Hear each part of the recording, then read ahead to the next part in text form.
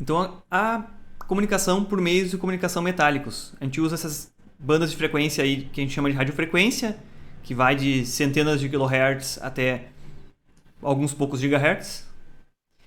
Em telecomunicações, a gente vai se preocupar então mais com essa análise de grandezas físicas e dos fenômenos relacionados à propagação, aos sinais da onda, a características da instalação e dos meios guiados. Lá em redes de comunicação, uma disciplina que vocês já tiveram no quarto semestre, mas a gente pode comentar aqui de qualquer forma alguma parte desses assuntos, isso se refere às camadas inferiores da pilha de protocolo de comunicação, que são a camada física e a camada de enlace.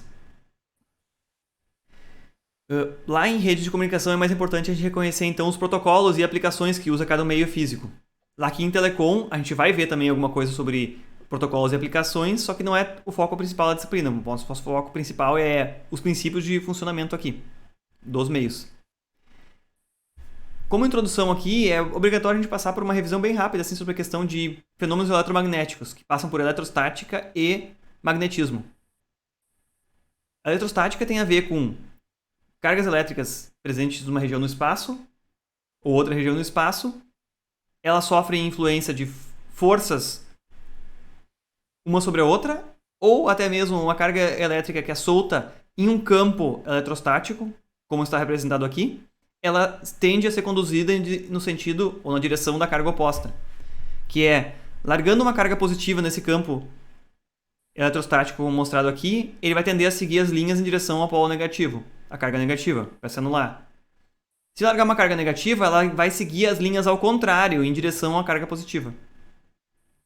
Então, o que essas linhas de campo eletrostático representam são a direção que as forças vão atuar sobre uma e outra. Mas a gente, em eletrônica e em telecomunicações, a gente não se preocupa tanto com forças. Mas essa é a definição original da eletrostática, de forças requeridas para carregar cargas. Essa é a energia armazenada numa determinada carga. A intensidade do campo elétrico, então, é medida em volts por metro. E o que a gente realmente trata em circuitos é uma diferença entre potenciais, que é a tensão elétrica, ou um ΔV, diferença entre dois pontos no circuito. Isso tem a ver com quanta energia foi gasta para separar as cargas que estão em dois pontos do circuito. Quer dizer, uma grande tensão elétrica requeriu fornecer mais energia para afastar aquelas cargas e isolar as cargas positivas das negativas. Da mesma forma, quando eu permitir um caminho de circulação de corrente entre dois pontos com uma diferença de potencial, vai surgir uma corrente elétrica, porque as cargas vão tender a ir do polo positivo para o negativo, quando na verdade os elétrons estão indo do polo negativo para o positivo, e então vai dissipar de volta essa energia que foi gasta para isolar as cargas. Lá no gerador, ele transforma uma força mecânica em separação entre cargas. Ele cria uma diferença de potencial que separa as cargas por meio de corrente elétrica. Para nós, quando a gente vai utilizar essa energia, então essas cargas são descarregadas de volta e a energia é recuperada. Ou ela é transformada em calor, ou energia mecânica. Em geral, a perda a gente chama gerada como calor.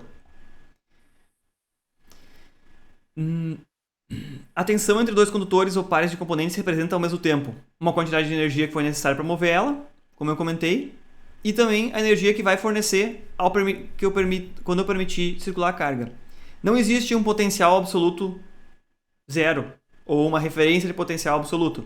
Isso é uma coisa que é bem importante aqui, que vocês entendam na parte de telecomunicações, que é, não existe um terra no mundo, não existe um ponto de referência no mundo. A gente convencionou, e se convencionou na utilização tanto de sistemas de potência, como transmissão e distribuição de energia elétrica, quanto em telecomunicações, que, olha, o nível de potencial que o solo está aqui na região, aqui próximo, a gente considera como uma referência. E a gente mede todos os sinais em relação a isso aí. Então a gente convencionou que é o solo aqui perto, porque da mesma forma que o nível do mar é convencionado como nível de altitude, o nível do mar poderia variar em relação a outros lugares, mas ele é tomado como uma altitude. Aqui o nível da Terra, o potencial elétrico da Terra é tomado como uma referência. Então esse potencial a gente chama de terra, massa, aterramento, também é referido como ground ou GND nos nossos sistemas. A gente convencionou ele como sendo localmente o zero, mas não quer dizer que se eu medir a tensão que tem entre o terra da minha casa aqui, ou do meu prédio onde eu moro, e eu puxasse um condutor até uma 50 metros daqui me disse um aterramento lá, não teria diferença de tensão entre os dois, vai ter diferença de tensão. Mas localmente, eu adoto isso aqui como sendo a referência de zero. Essa referência também é usada, por exemplo, para segurança dos ambientes, que a gente aterra carcaças metálicas para evitar que eu tome um choque ao tocar nela. Também é usada para evitar interferência, a gente aterra esses pontos aí para que mantenha ao máximo possível a blindagem aterrada com o mesmo potencial em torno de zero. Então, por isso as medidas são sempre referenciadas como diferenças de potencial elétrico. Quando a gente fala numa tensão, simplesmente, a gente está referindo a esse zero, ok? Esse localmente convencionado como zero. E então, há diferenças de tensões entre um local e outro. Por isso mesmo que a gente não pode nunca curto-circuitar o aterramento em duas pontas de um canal de comunicação. Se eu tiver um cabo ligando o meu apartamento a um prédio vizinho ou uma casa vizinha, de forma alguma eu vou poder aterrar a blindagem dos dois lados, porque se tem diferença de tensão, esse condutor vai conduzir corrente de um lado para o outro. Ele vai tentar equilibrar essas diferenças de tensão. E ele não é feito para isso. Ele é feito simplesmente para lidar com níveis de potência baixos e de sinais elétricos. Ao mesmo tempo também que existem fenômenos eletrostáticos, que a gente viu até agora ali, tem a ver com níveis de tensão e diferenças de potencial, tem fenômenos eletromagnéticos, que aí são mais intensos e lidam com forças maiores. Tanto materiais ferromagnéticos, como ímãs ou condutores percorridos por cargas elétricas, sofrem influência de algumas forças de magnitude bem maior do que aquelas forças eletrostáticas lá. Por isso que a gente usa fenômenos eletromagnéticos para construir máquinas elétricas, construir motores. E a gente representa a influência dessas forças por um campo vetorial, que é um campo que tem intensidades e direções, que é um campo eletromagnético. Tanto os condutores entre um e outro, quanto os materiais ferromagnéticos, eles tendem a alinhar os polos positivos aos negativos, que é aquela regra dos opostos que se atraem. Então, se eu tiver dois condutores percorridos por corrente elétrica, eles vão ter uma interação de forças mecânicas entre eles, de acordo com o alinhamento do campo eletromagnético, assim como se eu botar ímãs próximos uns dos outros, ou ímãs na influência próximo de um condutor conduzindo corrente elétrica, ele também vai tender a se alinhar os polos negativos se aproximando dos polos norte, se aproximando dos polos sul. A onda eletromagnética, que é mais parecida com o que a gente se preocupa agora, que ela tem uma determinada frequência, ela vai ter então um comprimento de onda característico. A gente viu bastante nessa aula ali sobre o espectro eletromagnético, que é essa onda eletromagnética, ela é caracterizada por um campo elétrico variante no tempo e um campo magnético variante no tempo também. Eles estão ortogonais, ou seja, a 90 graus um do outro, e tem uma velocidade de propagação que também está a 90 graus dos dois. O comprimento de onda, como a gente viu lá, é relacionado com a frequência e por uma velocidade de propagação que no vácuo é em torno de 3 vezes 10 na 8 metros por segundo. Mas nos meios de comunicação ela tende a ser menor, dependendo da geometria, dependendo do material que esse meio tem e dependendo da impedância desse meio tem. Então, nos meios de comunicação, os meios de comunicação metálicos, ela sempre é substancialmente menor, 70%, 60% dessa velocidade. Nos meios de comunicação dielétricos, como a fibra óptica, em que são sinais de luz sendo propagados pelo meio, a velocidade de propagação é praticamente essa. Quase muito próxima da velocidade de propagação das ondas eletromagnéticas no vácuo. Acredito que vocês já devem ter visto isso aqui e de repente lembrem da própria aula de espectro eletromagnético, que é quais são os comprimentos de onda de algumas frequências que a gente conhece aí. 60 Hz, em torno de 5.000 km, que é o tamanho do Brasil, de norte a sul. Frequências de rádio, em torno de 100 MHz, típico de rádio FM, em torno de 3 metros é o comprimento de onda. Wi-Fi, Bluetooth, que usam a banda de 2.4 GHz ou 2.400 MHz, em torno de 12 centímetros é o comprimento de onda. Isso é relacionado com o tamanho das antenas necessários, né? É relacionado mecanicamente com o tamanho dos dispositivos que vão ser construídos para tratar com desses comprimentos de onda. E a luz lá, que está no espectro visível, em torno de 670 vezes 10 na 12, ou o comprimento de onda de 450 nanômetros do espectro azul. Isso aqui, se a gente for comparar, 450 nanômetros é quantas vezes menor do que o fio de cabelo, que tem 100 micrômetros. é algo como 100 vezes, pouco menos que isso, 25 vezes menor do que a espessura de um fio de cabelo. Então são mesma natureza da onda, só que comprimento de onda menor. Por isso se comporta completamente diferente, interage diferente com os materiais. O que nos preocupa aqui é uma característica muito importante dos meios de comunicação quando nós temos onda de radiofrequência com comprimentos de onda próximos aí das dimensões do meio de comunicação é a impedância do meio, que é definida pela intensidade do campo elétrico e pelo campo magnético. Esses constantes aqui têm a ver com a permeabilidade magnética, que é como magneticamente aquele meio se comporta, como ele aceita campos eletromagnéticos ou permite que os materiais se alinhem com os campos eletromagnéticos, isso de forma microscópica, né? Não estou falando nem interação e forças aqui, mas esse μ0 aqui é a permeabilidade eletromagnética do vácuo. E o C0 é a velocidade de propagação da luz no espaço livre. No vácuo, a nossa impedância aí, geralmente é em torno de 376 ohms. Quer dizer, a relação entre a intensidade de campo elétrico, que é volt por metro, e a intensidade de campo magnético, que é ampere por metro. Isso aqui é muito similar se a gente olhar aquela relação V igual a R vezes I. Porque V, tensão, é análogo a campo elétrico. R é uma resistência, é análogo à impedância, que é o Z. E I é análogo ao campo eletromagnético, que é o H aqui no caso. Se a gente for trocar, é muito análogo isso aí. O que nos importa aí dessa questão da impedância é que ondas em alta frequência elas tendem a sofrer efeitos na interface entre meios diferentes. Seja entre cabos de diâmetro diferente, cabos e afastamento diferente entre pares naqueles cabos lá que tem condutores singelos, troca entre um cabo e o ar, por exemplo, é uma troca de impedância entre o meio. A interface entre diferentes meios, então, por essa diferença de impedância, pode causar a reflexão de onda. A reflexão implica menos energia sendo transmitida, que é a energia que a gente queria utilizar para comunicação, e parte da energia voltando em direção à fonte, que também é um problema. Porque afinal a fonte vai sofrer um estresse maior por receber uma onda que tem uma característica de potência maior, pode inclusive gerar dano à fonte de onda se ela receber uma grande reflexão. Um sinal que está se propagando, em vez de se propagar no sentido correto, que é da fonte para o destino, está se propagando ao contrário, ela foi refletida e está voltando para a fonte. Nessa faixa de ondas que a gente trata, de dezenas ou centenas de kHz até alguns gigahertz, ao encontrar meios bons condutores metálicos,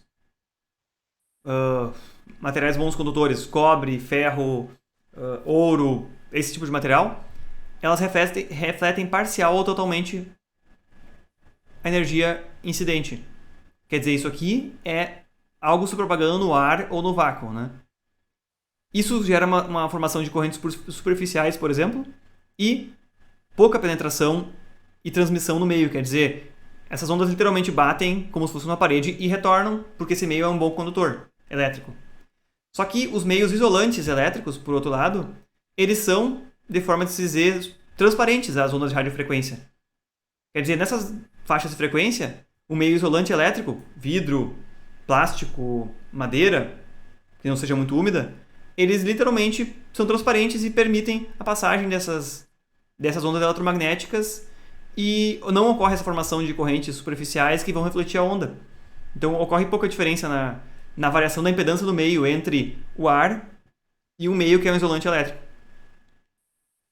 Ainda assim, podem existir materiais que são isolantes elétricos, mas por propriedades magnéticas eles causam a reflexão da onda. Mas a regra geral para os materiais que a gente tem contato aí é bons condutores elétricos, tem uma diferença de impedância do meio e uma condutividade do meio bem característica que refletem ondas que vêm se propagando no ar, que é um meio com impedância de 376 ohms. Quando a gente vai falar então agora em meios condutores metálicos, esses meios de comunicação guiados, as principais preocupações que a gente vai ter é que os sinais conservem energia, que faz sentido, ou conservem a potência deles, tenham então menores perdas e maior sinal chega ao receptor. Porque a gente viu lá tudo em teoria de modulações e ruído, é que se o sinal chegar com uma potência maior, vai ser mais fácil de diferenciar entre os sinais recebidos, maior a probabilidade da gente recuperar a informação transmitida sem erro. Outra coisa muito importante é evitar a interferência, evitar que sinais externos que não deveriam estar ali dentro daquele meio entrem naquele meio e se propaguem junto e possam ser confundidos com o sinal que a gente realmente gerou para comunicação. Isso entra nos nossos meios guiados tanto por meio de campos elétricos, por fenômenos eletrostáticos, que são aqueles fenômenos de cargas elétricas variantes no tempo lá, que causam atração de outras cargas dentro do nosso meio. Apesar de um cabo estar isolado, ele sofre influência desses campos elétricos externos. Principalmente campos que são variantes no tempo, que atraem e repelem cargas dentro do cabo. Isso se chama acoplamento capacitivo. Mas também sofre a influência do campo magnético variantes em torno. Eu disse principalmente porque os campos magnéticos induzem tensões também. Então, campos magnéticos variantes em torno de condutores elétricos induzem tensões nos outros condutores em volta. A gente maximiza esse efeito de indução de tensão quando a gente faz um transformador, porque ele é feito para isso. Mas quando a gente fala em telecomunicações no meio guiado, a gente não quer que entre outros sinais ali dentro. Então a gente quer evitar a indução dessas tensões e correntes no meio.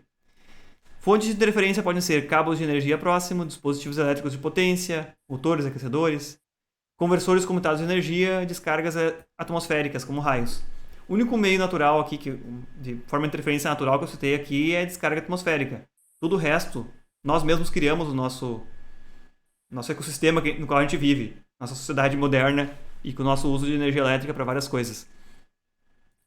O que eu chamo a atenção de conversores comutados de energia? Porque os nossos conversores lá, nosso buck, nosso boost, são um problema?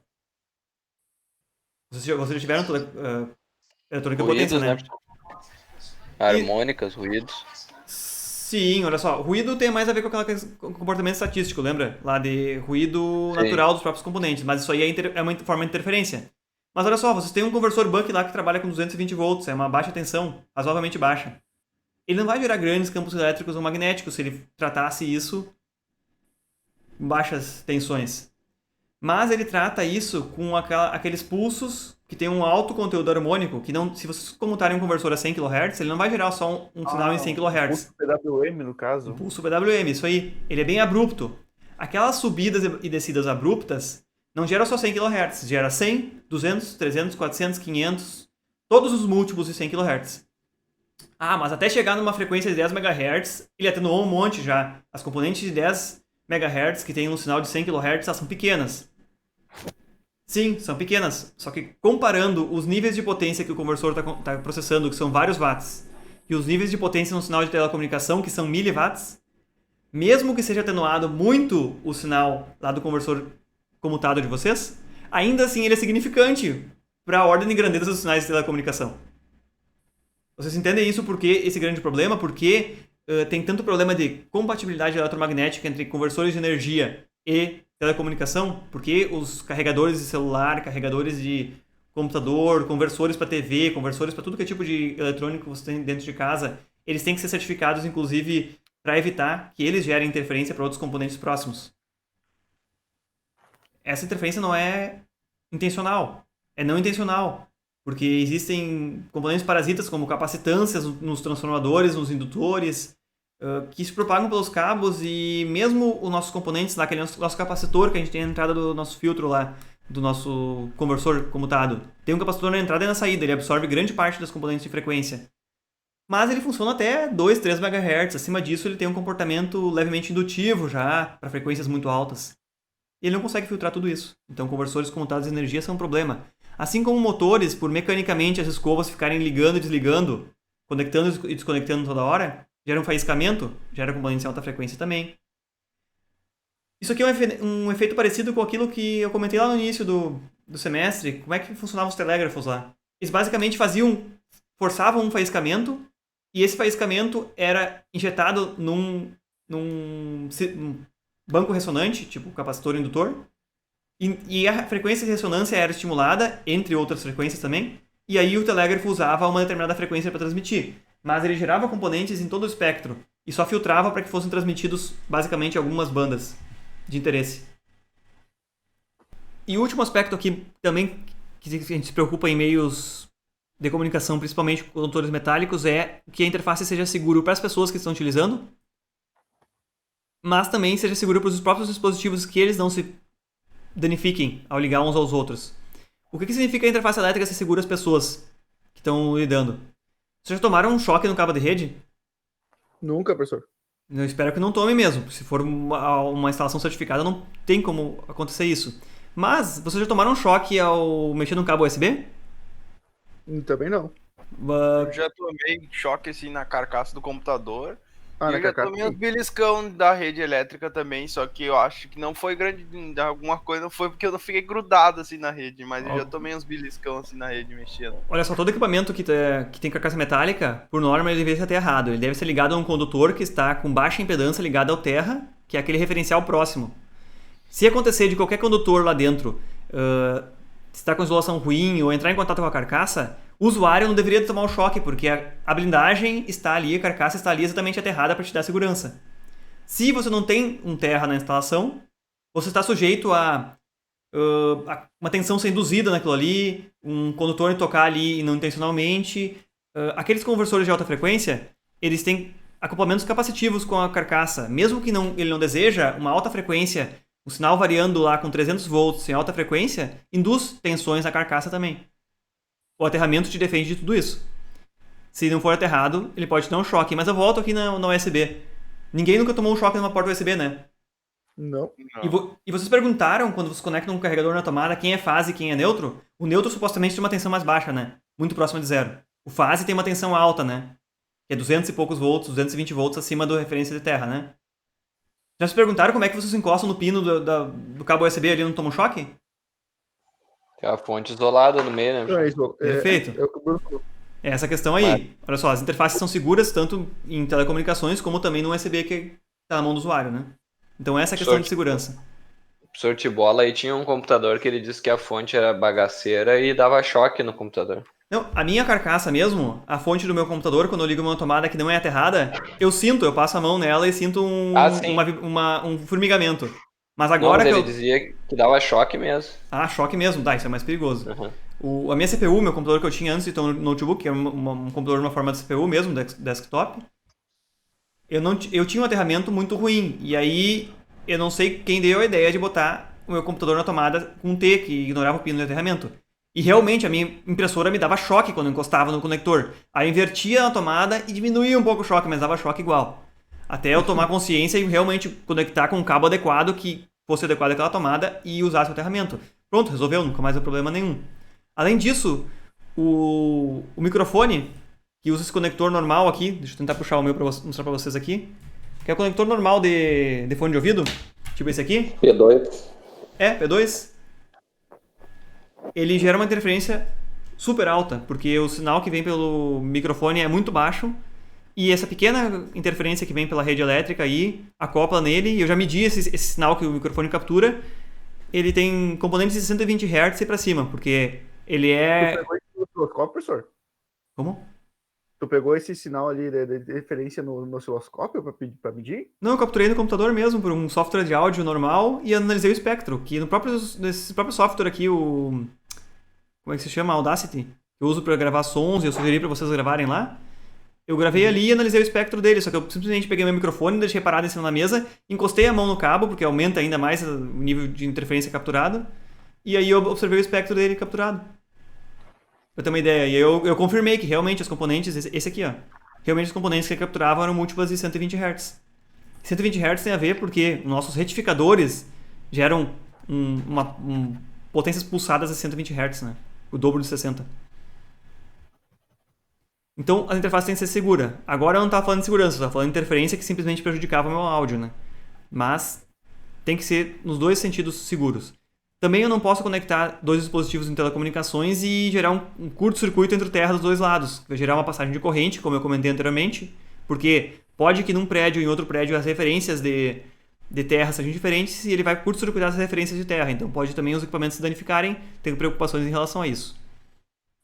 Bom, essa foi basicamente a introdução até agora e as preocupações que a gente tem. Quais são os tipos de meio metálico, então, que a gente tem para comunicação?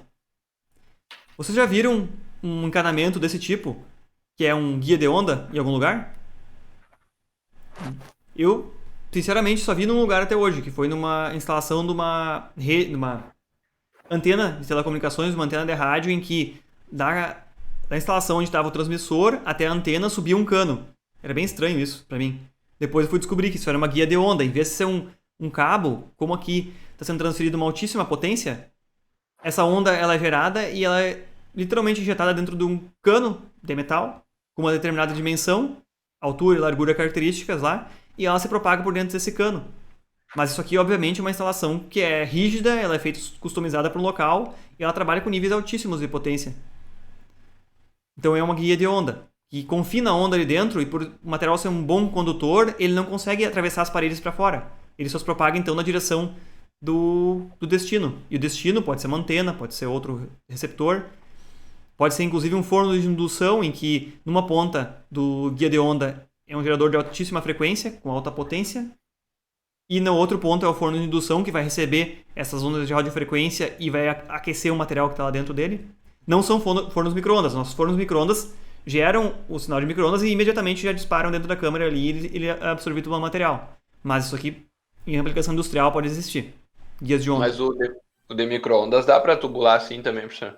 Dá sim, claro. Ele é uma onda de radiofrequência. Se tiver um cano metálico e injetar isso dentro, você pode, na outra ponta, direcionar para algum lugar ou até mesmo guiar para um determinado local, essa onda. E ela vai se propagar por dentro do cano. Tem um canal de um russo ali no YouTube que ele fez isso aí, direcionou a zona do micro-ondas para tentar queimar os capacitores de uma câmera. Ele não conseguiu por causa que a sequência do micro-ondas tem até uma certa distância e potência. Daí ele perdeu ali. Acho que é bem pertinho que só funciona. Ah, sim. Isso tem várias experiências do pessoal usando micro-ondas para fazer várias coisas, né? Inclusive, a potência gerada por um micro-ondas é tão grande que eu vi uma experiência no qual o cara aponta o magnetron, que é o gerador de onda eletromagnética do micro-ondas, para um pisca-pisca de Natal, e ele consegue ligar as luzes do pisca-pisca, porque aquece tanto o filamento delas, não são LEDs, são lâmpadas incandescentes. E induz tanta tensão ali naqueles trechos pequenos de condutor do pisca-pisca que ele liga as lâmpadas do pisca-pisca. Ele aproxima um pouco mais e elas queimam de tão forte. Porque realmente o micro-ondas gera em torno de 800 watts, eu acredito, de potência. Ou um pouco menos que isso. Eu acho engraçado que é muita potência e aí essa potência é num período, uma distância muito curta. Sim, mas ele vem por aquecimento, né? Exatamente. Bom, então, olha só, nós falando em meios confinados agora, sem falar em propagação, né? Aberto. Nesses guias de onda, então, eles utilizam para isso. Também é chamado de guia de onda um meio dielétrico, que é um meio isolante, no qual a gente usa em fibras ópticas, para comunicação por luz visível e infravermelho. Também é chamado de guia de onda, mas a gente vai ver características dele especificamente quando a gente vê cabos de fibra óptica. Por enquanto, nós estamos entrando só em meios metálicos, né? Mas então, guias de onda são de aplicação restrita aí, mas vocês podem encontrar por acaso um dia e vocês não vão achar que aquele cano que tem lá na transmissora de rádio lá é um cano de água que está subindo na antena. É um cano de radiofrequência, vocês não vão abrir ele de jeito nenhum, porque uma alta potência que tem aqui dentro, dezenas de quilowatts de repente, isso aqui pode ser bem prejudicial à saúde, você ser exposto a isso aqui, inclusive gerando queimaduras. Além de causar toda aquela preocupação de gerar reflexão de onda, você pode, ao abrir um sinal de alta potência, causar uma reflexão tão grande na onda, por modificação na impedância do meio, que vai queimar o transmissor, por exemplo.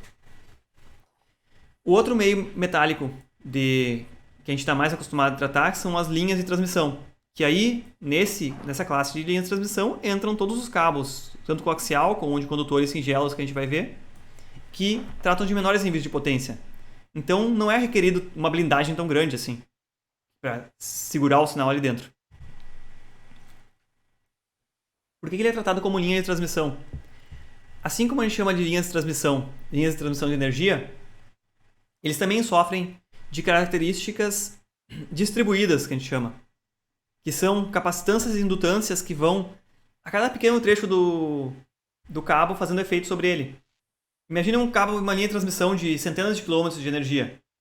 A cada tantos metros que ela tem uma capacitância equivalente com o chão. Apesar de ela estar a 20 metros do chão, ela tem uma pequena capacitância com o chão. Se eu pegar 1 km de cabo, isso não é significativo. Mas se a gente pegar 200 km de cabo, essa capacitância que ela tem com o chão, porque uma superfície condutora em relação à terra, ela se torna bastante grande. Da mesma forma que também o próprio comprimento grande do cabo tem uma determinada indutância. E somando os efeitos dessas capacitâncias e indutâncias, eles vão literalmente atenuando a onda que se propaga ali. Porque capacitâncias e indutâncias formam um filtro passa-baixas, se a gente for observar. Isso só se manifesta quando os meios de propagação têm dimensões parecidas na ordem de grandeza, eu disse aqui, do comprimento de onda. O que quer dizer isso aqui? Na ordem de grandeza não quer dizer que é igual ao comprimento de onda. Mas olha só, uma linha de transmissão de 1 km, vamos falar de energia elétrica, 60 Hz. Uma linha de transmissão de 1 km não tem nem parecido com a dimensão de 5.000 km, que é o comprimento de onda da onda de 60 Hz. Então a linha de transmissão de 1 km não tem grandes efeitos de atenuação do sinal por causa das capacitâncias e indutâncias parasitas. Mas uma linha de transmissão de 500 km, olha, já é 10% do comprimento de onda. Se a gente olhar a entrada da linha e a saída da linha, a fase da onda já está bastante diferente ali. Ela já começa a sofrer bastante influência dessas componentes distribuídas ali, e a gente já tem que começar a analisar ela como uma linha de transmissão e não simplesmente como um condutor em que exatamente o que tem na entrada chega na saída. Num tempo muito pequeno. Ela já começa a sofrer esse tipo de influência. Em telecomunicações, a gente trata com frequências 10, 20, 100 MHz. Qual o comprimento de onda de 100 MHz que a gente viu antes ali? Alguém guardou mais ou menos a ordem de grandeza do tamanho do comprimento de onda? Em 100 MHz, o comprimento de onda é em torno de 3 metros. Então quer dizer que as antenas vão ter que ter alguma coisa, uma ordem de grandeza disso, talvez 1,5 metro de altura, meio comprimento de onda. Mas também que, se eu tiver um circuito que tem 50 centímetros de diâmetro, ou circuito, entre um ponto e outro, olha, 50 centímetros já é bastante comparável com 3 metros, olha só, não é... É mais que 10% já. Então ele já é significante o tamanho do circuito em relação ao que está tratando. Por outro lado, quando eu tenho um circuito integrado, pequenininho, um circuito com pouquíssimos componentes, que ocupa uma área de 4 centímetros quadrados, bem pequenininho, 2 por 2 centímetros. Isso aqui é bem pequeno, próximo do comprimento de onda de 100 MHz. Então a gente pode basicamente assumir, olha, aqui numa ponta do circuito vai ter o mesmo sinal que tem na outra. O tempo de propagação é muito pequeno e os parasitas que tem ali no meio, entre dois fios que estão ligando o comprimento de 2 centímetros ali, para 100 MHz, isso aqui não é uma linha de transmissão, é simplesmente um sinal, nós podemos assumir que ele é quase ideal. Vocês estão entendendo o que eu estou tentando me referir com, olha só, olhem os comprimentos de onda e olhem o tamanho dos meios que a gente está considerando. É que assim, com o tamanho, com o tamanho assim, me dá uma visualização. Mas para mim, particularmente, é difícil associar entre tamanho e frequência. Tamanho e frequência, mas vamos voltar de novo àquilo lá. Ondas eletromagnéticas e comprimento de onda, né? Uhum. Então, se a velocidade de propagação é muito parecida, mesmo que no meio metálico a velocidade de propagação é um pouco menor, o comprimento de onda se relaciona com ela, A velocidade de propagação é constante. Subiu a frequência, diminui o comprimento de onda para manter a constante de velocidade. Uhum. Se aumenta o comprimento de onda, diminui a frequência obrigatoriamente. Então, vamos tentar levar isso aí na cabeça. Por outro lado, olha só, 100 MHz eu falei em 3 metros de comprimento de onda. Agora vamos pensar naquela frequência lá de 2.4 GHz da Wi-Fi. Tem 12 centímetros só. 12 centímetros? Um cabo que tenha 5 centímetros de comprimento ou uma antena que tenha 10 centímetros de comprimento já é uma linha de transmissão. Já tem que se considerar esses comportamentos. E mais ainda, a interface entre dois meios de propagação desse sinal, ela já começa a ser bastante mais sensível e esse fenômeno de reflexão de onda começa a ficar bastante crítico. Por isso que a gente, quando se monta um meio de comunicação qualquer, que eu exemplifiquei aqui com os cabos coaxiais, né? A impedância do meio tem que ser constante, que significa que os cabos têm que ser todos a mesma impedância, ou então, no meio da troca de uma impedância para outra, eu tenho que ter adaptadores ou transformadores que façam esse casamento de impedância dos dois lados, causando a menor reflexão possível de onda. Quando eu tenho a divisão entre dois caminhos, como a gente faz um splitter lá para TV, eu também tenho que ter um splitter específico que vai fazer com que a impedância vista por cada uma das entradas e a impedância na saída sejam a mesma. Isso é um outro tipo de transformador, de acordo com que metade da potência vai para cada uma das saídas. Também no final dos cabos, isso aqui ninguém faz, no final do cabo, botar uma terminação que tem a mesma impedância do meio. Qual é o objetivo dessa terminação no final do cabo? O que vocês podem imaginar? Alguém já ouviu falar sobre botar terminação no final de cabo de TV? Não se faz isso aí. Não é prático isso. Mas é muito crítico em redes. Essa botoeira ali, ela pega e faz a rigidez física e também a carcaça pode ser usada para ser... como é que é? Tem uma isolação, é usada para isolar, no caso. No caso, isso aqui que tu refere? E o pontinho final ali. Ele disse que ele é usado para isolar. Ok, vamos dizer, a carcaça realmente vem por fora, ela basicamente funciona como uma blindagem, ela fecha o cabo. Mas por que eu disse que ele tem que ter a mesma impedância do cabo aqui? Se ele tiver uma mesma impedância, não vai haver troca de impedância do cabo para ele. Se o cabo tem 50 ohms, ele literalmente é um resistor de 50 ohms aqui dentro. Ele vai absorver toda a energia de uma onda incidente e vai ser dissipada ali. Por que a gente não quer que ela volte e seja refletida? Veremos a seguir ali. É importante isso aqui de verdade. Em redes de computadores que usam isso aqui, ou redes de automação que usam cabos com uma determinada impedância, são cabos longos, é importante que a outra ponta do cabo tenha um casamento de impedância para evitar que essas ondas sejam refletidas no final. Também na emenda entre dois cabos, eu tenho que fazer com que seja contínua a emenda. Para isso tem emendas retas aqui, que eu boto um conector de um lado e um conector do outro.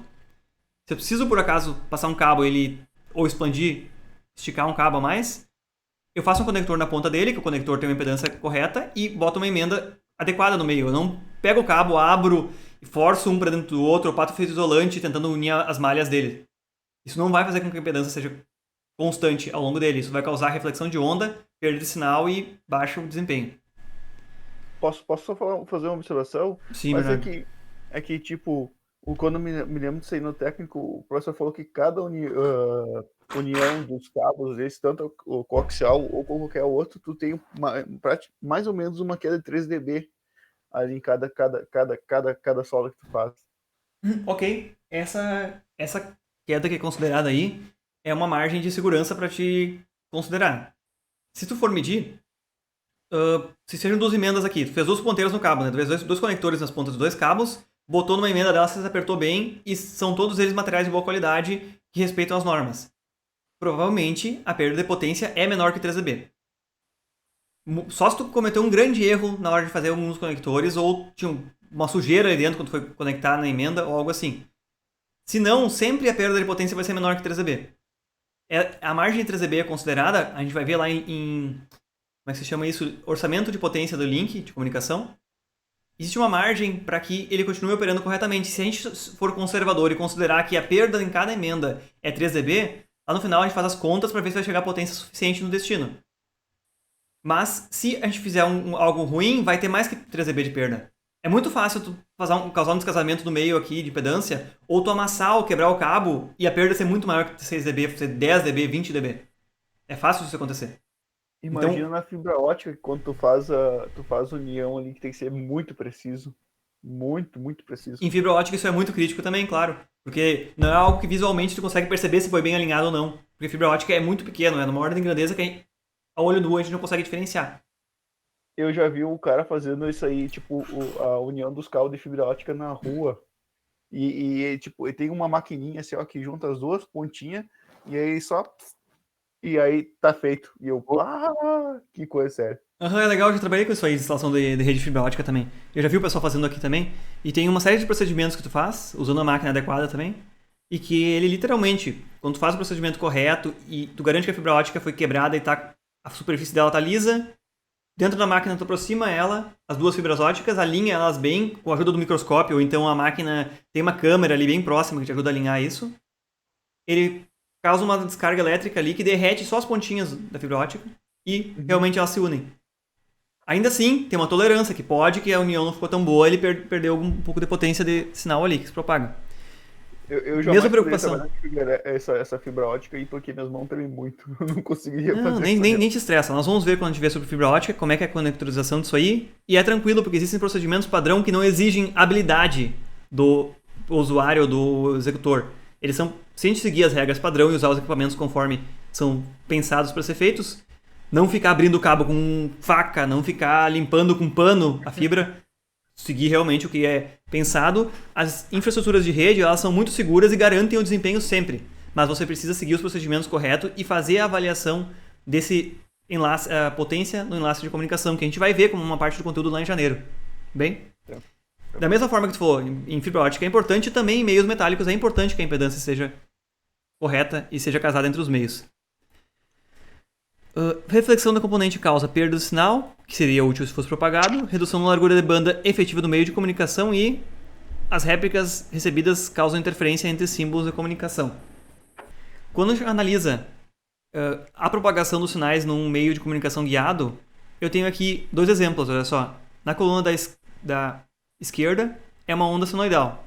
E na da direita eu botei uma onda retangular para a gente conseguir observar melhor os efeitos de fase entre ela, que às vezes na senoidal não é tão bom de observar.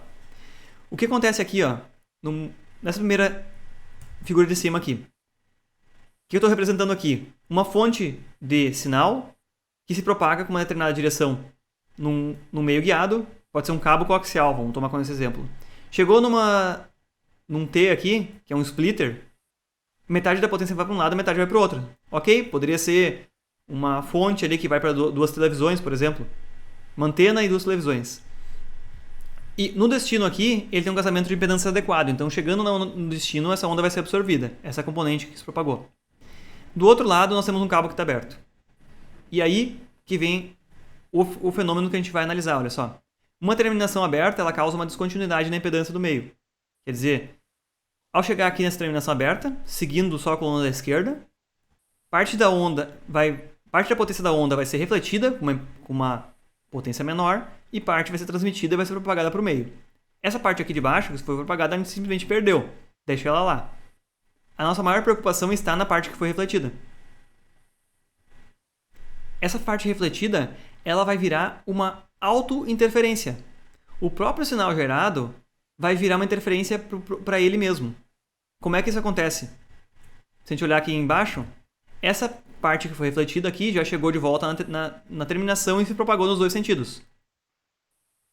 Para o lado de cá, ela vai voltar em direção à fonte, que é esse componente vermelho aqui em cima. Ela vai causar problemas na fonte, tipo sobreaquecimento, um estresse de tensão maior, por exemplo. Ou pode ser inofensivo, de repente o nível de tensão é muito baixo, não tem problema nenhum. O nosso problema está aqui, ó. Nessa componente vermelha aqui em cima, que é parte dessa potência refletida, que vai se propagar em direção ao destino. Primeira coisa, olha só. Essas distâncias aqui que essa onda se propagou, elas são da ordem de grandeza do comprimento de onda. Então quer dizer que o tempo necessário para uma frente de onda vir aqui, se propagar, ser refletida e voltar aqui, essa onda não vai voltar exatamente em fase com a réplica que estava se propagando diretamente. Consegue, Bernardo, além de tu me dizer que é difícil de entender essa questão de comprimento de onda relacionada com frequência, mas tu consegue perceber que no espaço a onda vai ter um tempo para se propagar, um tempo para voltar e vai chegar uma fase diferente? Isso é ok, né? E professor, ali o sinal seria, a interferência teria como que eu vou poder dizer isso? O sinal que está indo para lado da direita, ele tem o próprio sinal, mas também a onda teve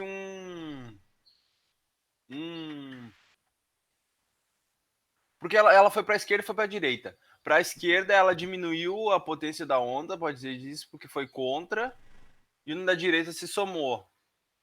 Pode ser é o dobro do sinal de interferência?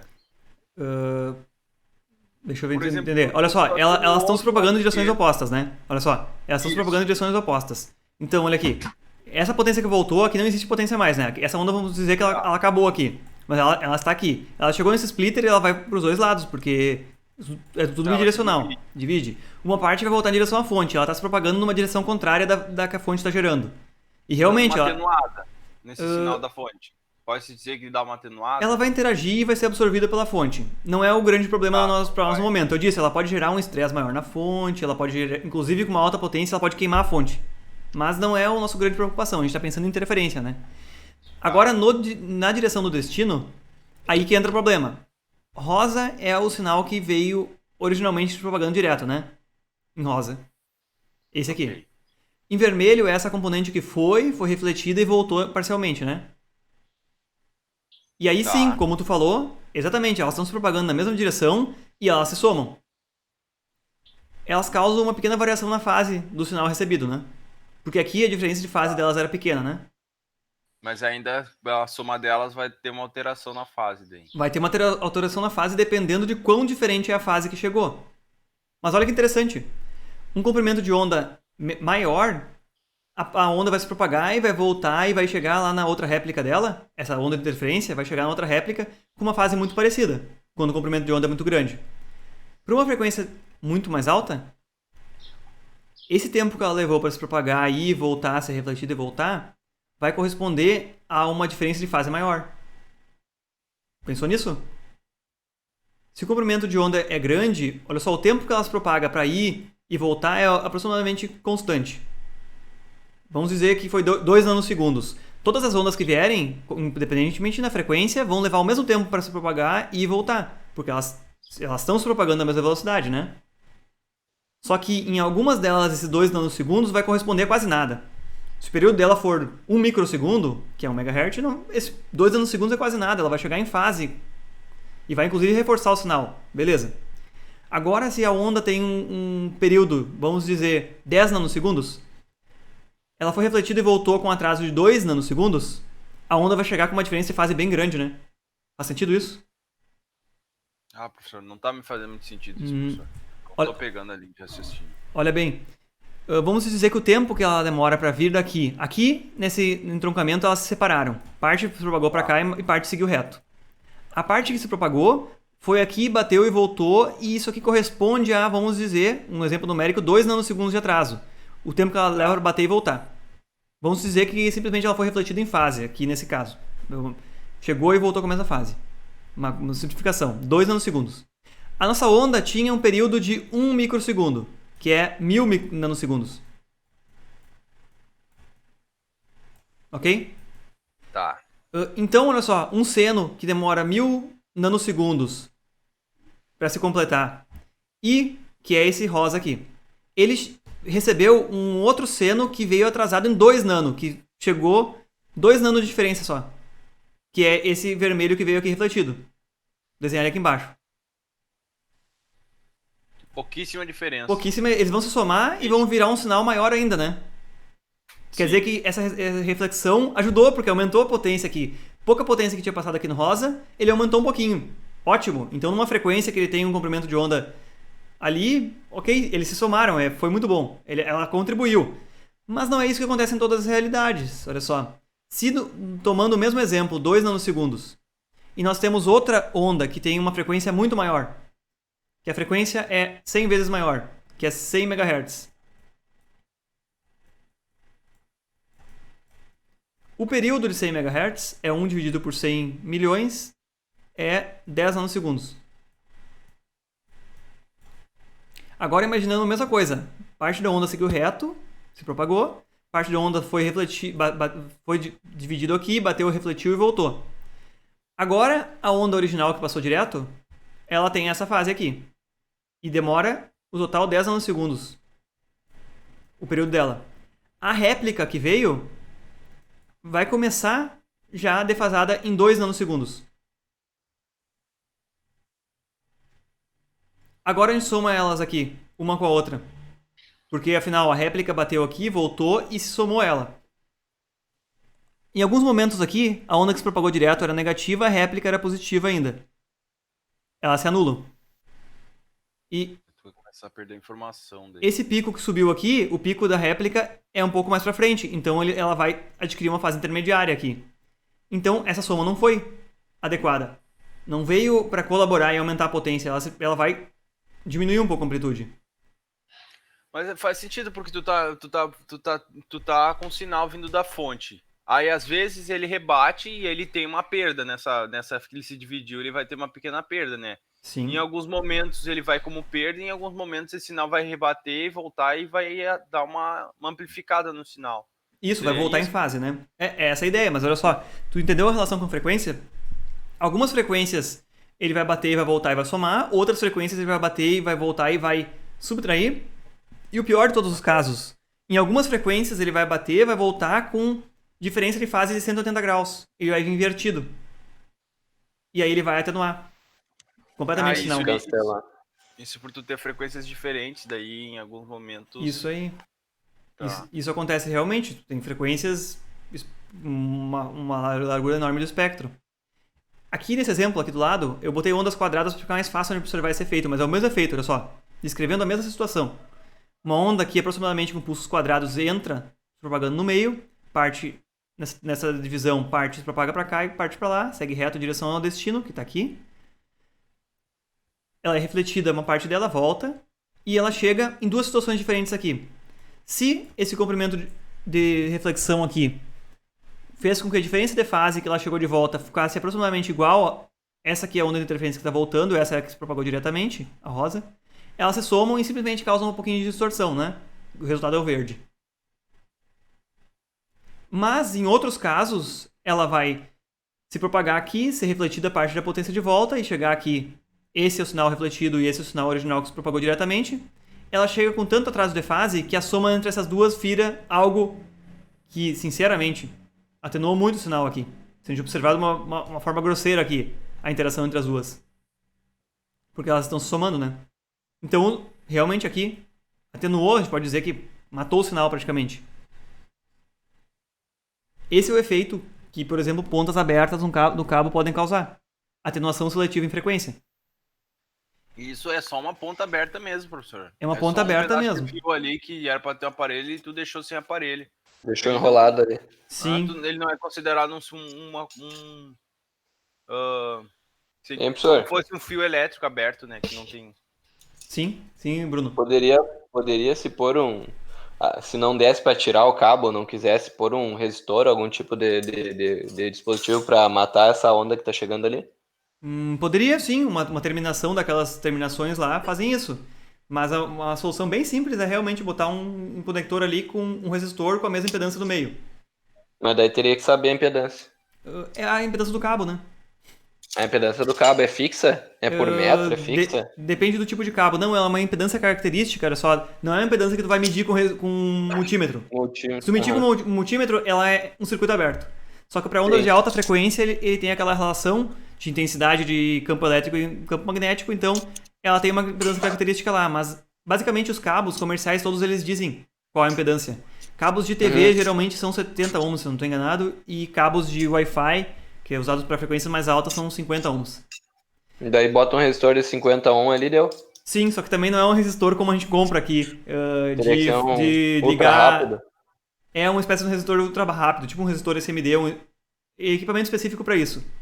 E aí legal. ele evita esse tipo de coisa. Em redes realmente para automação e a própria rede de Ethernet, se tiver uma conexão tipo barramento, que são vários dispositivos ligados simplesmente no mesmo barramento, que não são tão comuns, a não ser em automação, talvez, um barramento, tu pode ter um cabo que não ligue diretamente o teu computador ou um dispositivo a um hub. Tu pode ter vários dispositivos ligados no barramento, pendurados ao longo dele. E nas pontas desse barramento em que não tem nenhum dispositivo conectado, você tem que botar um terminador. Porque senão realmente essa reflexão de onda causa um enorme prejuízo. E o pior, olha só, diferentes dispositivos transmitidos nesse barramento vão sofrer efeitos diferentes, porque vão refletir ondas e vão ter caminhos diferentes de reflexão com tempos diferentes e vão causar uma enorme distorção no sinal. Realmente, para redes de automação que usam barramentos ainda é muito importante que tenham terminações nas pontas dos cabos. Aqui embaixo, olha só, para tentar trazer um senso, noção de como é que isso funciona, eu simulei uma situação tipo essa aqui, mas usando os modelos bem simples do LT Spice, que dá para fazer isso aqui, e que a gente tem duas reflexões, uma que volta 30% e outra que volta 10% de energia. Imaginem isso aqui com duas pontas de cabo abertas aqui, entre a fonte e destino, mas são duas pontas, não só uma, como eu desenhei. E olha só, uma delas tem um comprimento em torno de 3,1 metros e outra 0,8 metros, equivalente aqui. Eu botei a velocidade de propagação 0,6 vezes c, porque é em torno de 60% da velocidade da luz da propagação num cabo metálico desse tipo, um cabo coaxial. Observem aqui a tensão na fonte e quanto as réplicas chegam no destino. V fonte aqui é a intensidade que sai da fonte, V réplica 1 é que foi refletido 30% da energia e V réplica 2 refletido 10% da energia e com fases diferentes, olha só, com atrasos diferentes. Olha como é que chega o sinal no destino. como ele chega distorcido em relação ao que ele saiu da fonte. Por causa das réplicas sendo somadas com atrasos diferentes. E olha a resposta em frequência dele. Observem bem como fica a resposta em frequência dele, que em algumas frequências aqui, ó, cai bastante o ganho, ela é bastante atenuada, e daqui a pouco para uma outra frequência mais alta, ela é menos atenuada, porque sofre esse efeito de pode voltar a reflexão em fase. Beleza. Com relação a essa questão das réplicas, então, vocês verem o que acontece com diversas frequências, né? Ele pode atenuar para algumas frequências e outra dá um determinado ganho, aumentar, em vez de perder, e isso se repete em várias frequências. Algumas frequências vão ter ganho maior ou menor, por causa dessas réplicas. Mas, se a gente simula exatamente a mesma situação com reflexo de um máximo 1% de energia no retorno, podemos observar que a tensão na fonte e a réplica ali são bem menores aqui, nesse caso, as réplicas azul e vermelho, o sinal chega praticamente idêntico lá, com uma distorçãozinha muito pequena, que é o que realmente a gente quer, né? E a resposta em frequência dele, se vocês observarem, ela é bem suave e vai caindo com a frequência, mas uma atenuação normal do meio, com qual os sistemas de geração já conseguem lidar. Bom, para lidar com isso aí, tem então tanto preocupação com conector, com splitter, são aqueles divisores, e qualquer dispositivo que for conectado ali na rede. E eu vou pedir para vocês prestarem atenção em dois termos principais, que isso aqui vocês vão precisar e vai fazer sentido em qualquer tipo de instalação, que se chamam perda de inserção e perda de retorno. A perda de inserção, ela é,